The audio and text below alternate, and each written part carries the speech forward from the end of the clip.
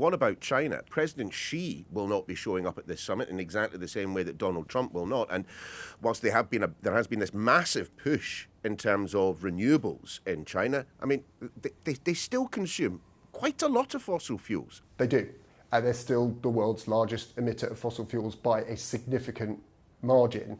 And they effectively, big economies, developing economies like China, India, Indonesia, Brazil, depending on what it does with its forests, they're the ones who are going to dictate how much climate change we actually get. Because emissions, even in the US, remarkably, because of efficiency and despite Donald Trump's best efforts, renewable technology will probably continue to fall over time.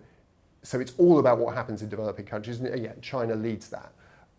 But here's the interesting thing. China's not really focusing on the environment, it's just looking at what's the best way of driving our economy and making money.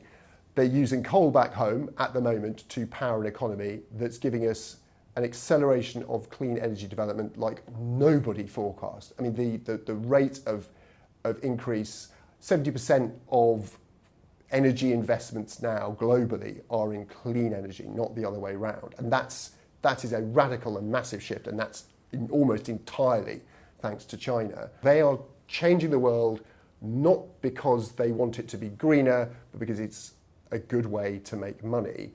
And all of the forecasts and predictions are that because solar and wind and ultimately and EVs and things like that, they are the cheapest form of energy now, the transition away from fossil fuels is inevitable, even in China. So although it's burning coal to get there, the amount of renewable energy it's throwing into the world will be forestalling emissions into the future.